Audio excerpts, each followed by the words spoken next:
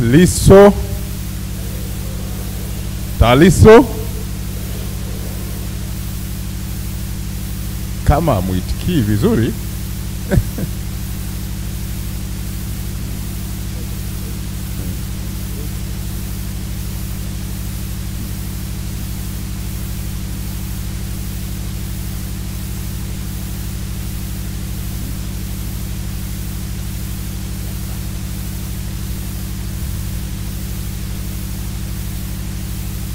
Rais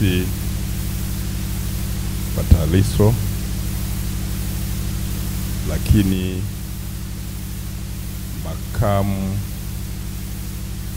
wa Lissu na viongozi wengine wote kutoka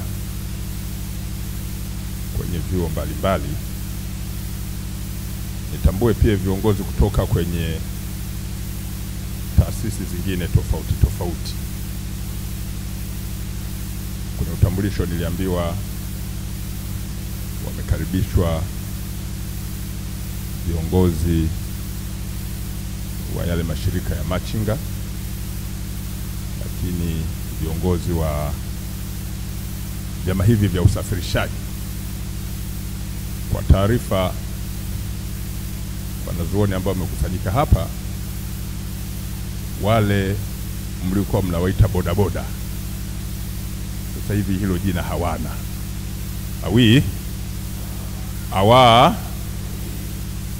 Wale ni maafisa wasafirishaji.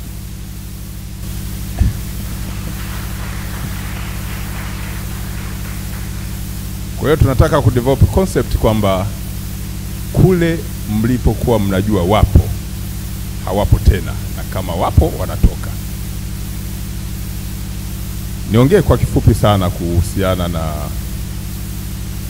mada ambayo mliniomba nishiriki. Ni ipi nafasi ya vijana na wanavyuo katika kukuza amani wakati wa uchaguzi mkuu?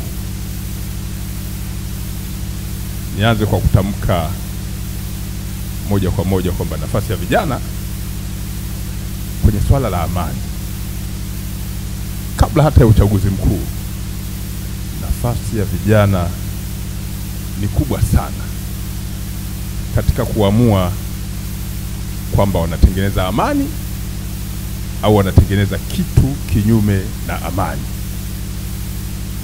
Na hiyo ipo katika historia. Wale ambao walifuatilia sana harakati za ukombozi kwenye maeneo mbalimbali ya bara hili la Afrika, watu waliokuwa wanapigania masuala ya amani kwenye nchi zile ambazo zilikuwa zinafanya ukombozi, wale viongozi walikuwa ni vijana. Vijana ndio walifanya kazi kubwa ya kuhakikisha kwamba amani inakuwepo katika maeneo yao ambayo wao walikuwa wakishiriki katika harakati mbalimbali, kama vile mkuu wa wilaya alivyotangulia kuwaeleza. Baada ya kuziona zile political spaces na economic spaces, waliingia pale wakaamua kwamba maeneo yao yatakuwa na amani kwa kutumia mifumo na fursa zile walizoziona, lakini chini ya misingi ya mifumo ya kisheria. Sasa sisi tuna jambo kubwa ambalo linatarajiwa kufanyika tarehe 29 Oktoba mwaka huu wa 2025. Jambo lile mara kadhaa nimesema halikuja lenyewe, si jambo limetaka liwepo, ni jambo ambalo lipo katika mifumo ya kisheria, ni jambo la kikatiba, ni jambo la kisheria, kwamba jambo lile lipo kwa sababu ya mifumo ya kisheria. Ina maana hizo ndio political spaces ambazo Mheshimiwa mkuu wa wilaya, mgeni wetu rasmi, wakili msomi Msando alikuwa akilieleza kwamba ile ni fursa, anayegombea agombee, anayetaka kupigiwa kura ajitokeze, lakini katika mifumo ambayo iko kisheria ya kunadi sera. Huo ndio mfumo na hiyo ndio fursa. Kwa hiyo kinachojitokeza kwenye sehemu kubwa, kama alivyojaribu kuwadokeza sensa iliyofanyika ya mwisho ya taifa letu, vijana wameongezeka. Vijana ni wengi na vijana ndio wenye nafasi kubwa katika mambo mbalimbali, katika mifumo ya kiuchumi, mifumo ya kisiasa, lakini mifumo ya kijamii. Ukikuta kundi la wasanii unakuta ni vijana. Ukikuta masuala ya uchumi, watu wanaozunguka ndani ya nchi na nje ya nchi, wengi ni vijana. Lakini hata kwenye mifumo ya kisiasa, ukifuatilia nafasi za watu waliogombea masuala ya udiwani, masuala ya ubunge, ukifuatilia wengi ni vijana. Kwa hiyo ili swala hili liweze kufanyika vizuri, vijana wanayo fursa kubwa sana ya kuhakikisha wanajitambua nafasi yao kwa wingi wao, lakini wanaitengeneza kesho yao kwa kutengeneza amani ya leo. Ili uwe na nafasi kesho, lazima leo uwe salama.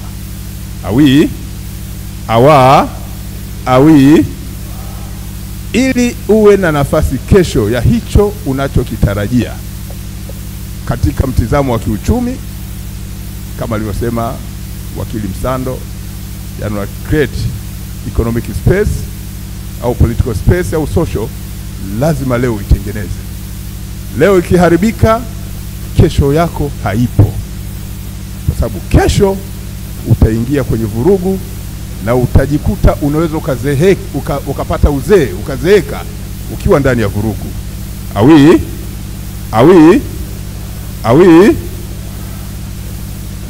Vijana mna nafasi na fursa kubwa sana, lakini pia mnao nafasi ya kujitafakari sana katika misukumo ya mihemuko ambayo mnakuwa nayo kulingana na aina ya makundi au watu ambao unashiriki nao katika mawazo tofauti tofauti.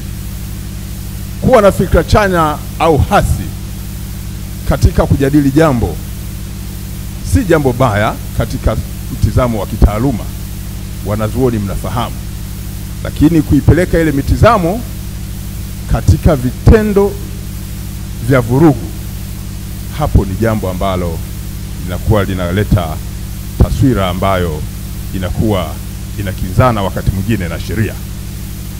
Kwa hiyo tumeshuhudia mara kadhaa kwamba yamekuwepo vitisho vya hapa na pale, hasa kwa kundi la vijana walio wengi, kwamba tarehe 29 Oktoba kutafanyika jambo lingine tofauti na hili la uchaguzi.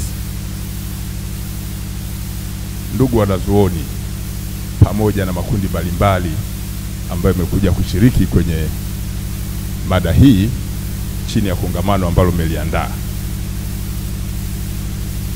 moja ya majukumu yetu sisi law enforcement agencies, polisi ikiwa moja ya taasisi ambayo iko kwenye eneo hilo, ni kuhakikisha kwamba tunalo jukumu kubwa la kuhakikisha kwamba kisheria amani na utulivu, haya maneno sio ya kisiasa tu, ni maneno ya kisheria. Amani na utulivu ni moja la jukumu la vyombo vya dola, likiwemo jeshi la polisi, kuhakikisha kwamba linakuwepo na watu wanakuwa na amani, watu wanakuwa watulivu, watu wanatekeleza majukumu yao ya kisheria bila kukinzana na sheria. So ni kitu ambacho kipo, sio kwamba sisi tunataka kujifanyia kwa sababu tukiamka tunataka tufanye vile. Ni swala la kisheria kuhakikisha ninyi mnatimiza majukumu yenu, lakini kwa kufuata misingi ya kisheria. It's our fundamental duties to make sure that we maintain peace and tranquility within our members in our community. Hili ni jukumu letu la kisheria. Lazima watu wawe na amani, lazima wawe na watulivu. Sasa vijana tunawaasa, wakati tunapotekeleza majukumu yetu, msiwe na mtizamo sasa hasi hasa kwa wale ambao wanakuwa wanakinzana na sheria. Ukiangalia ibara ya 30 kama sikosei, ibara ndogo ya kwanza ya katiba yetu ya Jamhuri ya Muungano wa Tanzania inaeleza wazi swala la haki, uhuru na wakati mwingine hata wajibu katika majukumu fulani fulani. Watu wanatafsiri nusu nusu. Wale wanasheria wanafahamu kwamba sheria huwezi kuisoma kama kasuku, lazima uisome mpaka mwisho. Sio unakata hapa unarukia pale, unakata hapa unarukia pale. Hapana, lazima uisome mpaka mwisho. Haki, uhuru na wajibu wetu, na hasa sisi vijana katika kutekeleza mitazamo yetu ya kisiasa au ya kijamii au ya kitamaduni. Hakuna haki au uhuru ambao hauna mipaka yake.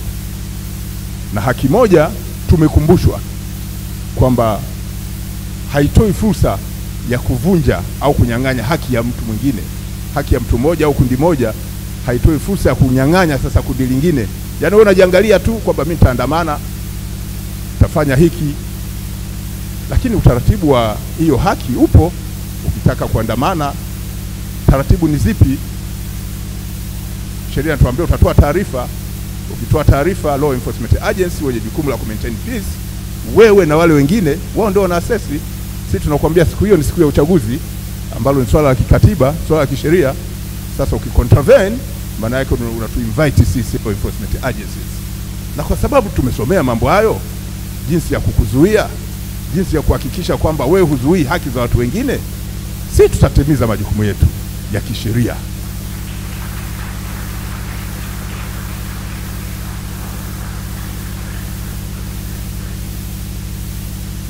Zipo principles zile za waliosoma sijui kama bado hizo vitabu wanavisoma watu kina Marx na kina Lenin wakati ule, zile principles za the law of negation, yani vitu vinakuwepo kwa kusababishana. Yani wewe unanisababisha nifanye kitu fulani, kwa kufanya kitu fulani, unakuwa na mtizamo fulani, unakuja kufanya kitu fulani, unanisababisha mimi nije kufanya kitu fulani, kwa mujibu wa sheria. Lakini kwa hiyo kimsingi, kwa sababu ya muda, na mimi nipewa muda wa kuwasalimia, nikiwa kamanda wa jeshi la polisi hapa mjini Dar es Salaam, sehemu ambayo nasikia wanasema ndio wameichagua ya kuja kufanya hicho kitu ambacho kwa mtizamo na mawazo yanayojitokeza ni cha uvunjifu wa amani, kwa kufanya baadhi ya vitendo ambavyo ni kinyume cha sheria. Na sisi kwa sababu tumeapa, maana yake sisi tunaapa, law enforcement agencies kabla kufanya majukumu tunaapa, kwanza kuilinda nchi, pili kuwalinda watu, tatu kulinda mali halali za watu. Yani nyinyi mna mali zenu, hata simu, hata kibegi, kwamba mtu asichukue. Sasa kwa sababu sisi tumeapa, tunawaeleza tutatimiza majukumu yetu ya kuhakikisha kwamba watu wanakuwa salama.